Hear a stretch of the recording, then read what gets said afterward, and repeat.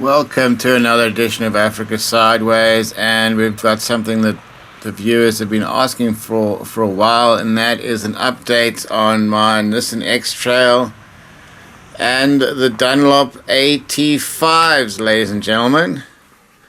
I've had these on the car for 3 years, got 30,000 Ks on them, and they have been going excellently. Zero punctures, many gravel roads. These are the LTs, the 225 by 75 on a 16-inch rim on a 2011 Nissan X-Trail 2.5 manual petrol. That's quite a mouthful, ladies and gentlemen. I've had this car for 10 years now. Zero problems with the engine. I've had to replace the clutch once after some heavy off-roading, but it was about 180,000 K, so it was due that anyway. It's had a 2-inch lift, spacer in the front, and the rear springs were crimped. I put a 16-inch rim on here with the 225 by 75 on a 16, which is 2 sizes up on the original, and these are LT tires, so quite a bit heavier than the stock tire. I noticed that as soon as I put them on. About 5-6 years ago, I had a set of 225 by 70 Goodyear Wranglers on, but I wanted some extra ground clearance, so we're 2 sizes up. And as you can see, there's still a lot of tread left on these AT5s up to 30,000 Ks. Driven it on sand, off-road, gravel. On tar, they're good. The quietest all-terrain tire I've come across. So they're really designed for sort of 10% gravel, 90% tar. It's your city slicker that likes to get off-road, which is a large percentage of the population, ladies and gentlemen. Most people don't need a BF Goodrich KO3, and this is the low-hanging fruit. So as I said, I've had the Goodyear Wranglers before. I had one blowout on them, otherwise no punctures. And 0 punctures, 0 blowouts in this after 30,000 K. So I'm starting to get a good feel for them and plenty of tread. As you can see, I've taken them all over the shop here. This is on a track in the Western Cape, down from the cell phone tower. Great views. And in terms of the X-Trail, I've got 250,000 kilometers on the clock now. And yeah, as I said, no engine issues. I've had a few little niggles with the windows. I had to get fixed. New clutch. The suspension, I've put new shocks in twice. When I first got it, I did a lot of heavy off-roading. I wish I'd actually lifted it earlier, because it makes it very capable. With a 2-inch lift and these tires on it, can go pretty much anywhere that a Fortuner or a middle-of-the-road proper 4-wheel drive can go. This has got a center diff lock, which comes in extremely handy. It gives you good grip in rough situations. There's no low range, but generally speaking, it does have hill descent, which comes in really handy on steep downhills. It saved my ass the one time at Craft Renette coming down sort of 45-degree serious hill in Camdebou, much steeper than this. So yeah, with a lift and a bigger tire, it punches way above its weight, but it comes at a sacrifice of fuel economy, which has gone up about 2 liters per 100.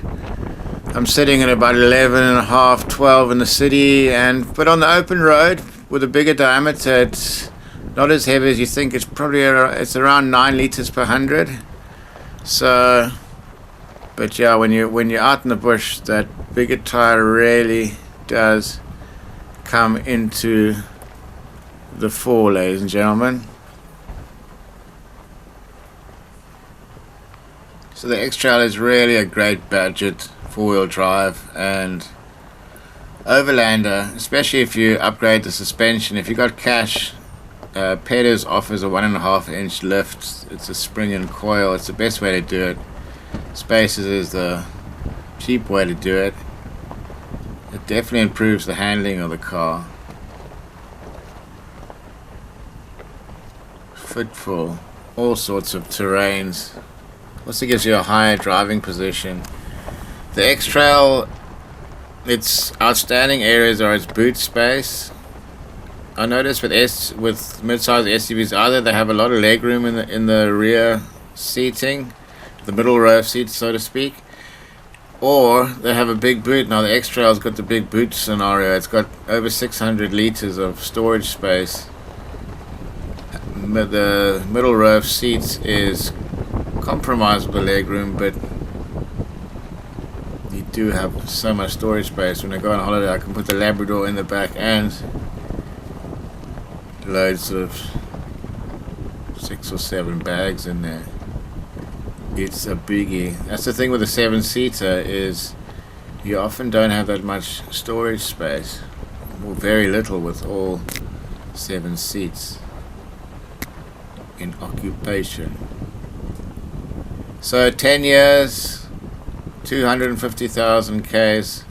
Well, 250,000 Ks in total. I've put on 135,000 of those Ks, so got to know this girl quite well. 13,500 kilometers a year, which is pretty good.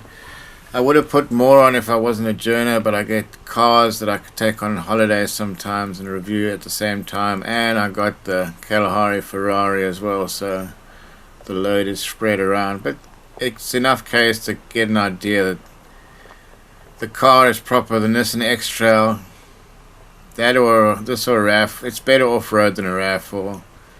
The RAV4's four-wheel drive only kicks in when it starts slipping at the rear, so yeah, this and the Grand Vitara. But I've noticed with the Vitara, its boot space is very small, so I think for somebody that wants to get into a bit of overlanding, a bit of off-roading, but doesn't have the bucks or want to have a big Fortuner or a diesel Giro. I mean, those are decent cars. Handling on the Fortuner is a bit iffy. That's the great thing about the X-Trail. Handling's top end Tony. Fuel economy is pretty good with a 2.5. The diesel's even more economical.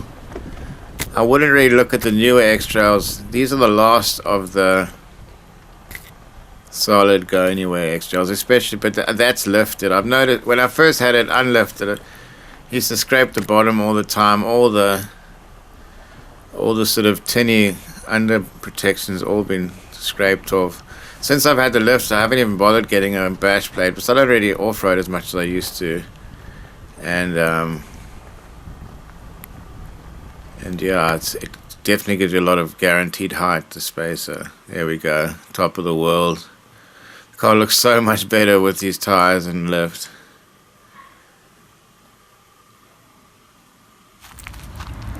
This is what the tire looks like after 30,000 Ks. Still plenty of tread here. Very impressed with this tacky. So there you go, ladies and gentlemen. My rating for the tires would be, sure, 10 out of 10. I don't often give these kind of ratings, but I've been super impressed with the Dunlop AT5. I'd say for the average punter, it's the best value for money all-terrain on the market at the moment. They're quiet, good in the wet, good braking distance. It performs like a highway tire on the highway and performs like an all-terrain tire, which it is on these gravel surfaces. So you get the best of both worlds. I found the Wranglers after about 30,000 Ks became very noisy. These ones are quieter, and I think in my next, I haven't done it for a few years, I've been a bit sidetracked, but my next top 10 all-terrain tire review, these AT5s are going to be top 3 Defo China. And the Nissan X-Trail, I'd say 9 out of 10. It's reliable, it's not quite Toyota level of bulletproofness, but it's right up there, and it's never really let me down when I haven't been letting myself down. So it's a great truck, and if you are into off-roading, definitely look at lifting it and put a a bigger tire on it, it just opens this car up to so much more terrain. You're not knocking the bottom, and it can handle it. I wouldn't go any more than an 1.5 inch lift. That's the sweet spot, and if you can, just pay the extra and get the upgraded suspension and coils. Get the 225 by 75 on 16. If you're not going to do serious off-roading, go for the 225 by 70 on a 16. Get out there and enjoy it. We've got some more of the truck going through the bush of South Africa. Opala, we'll catch you next time. Africa Sideways. Peace.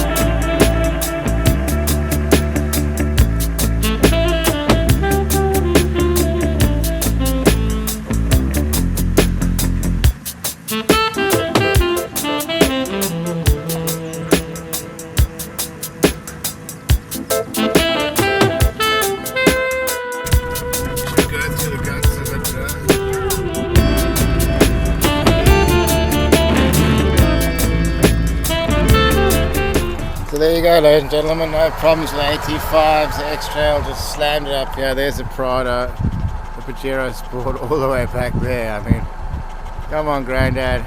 First time on the trail, so you've got to give him a bit of time to get in.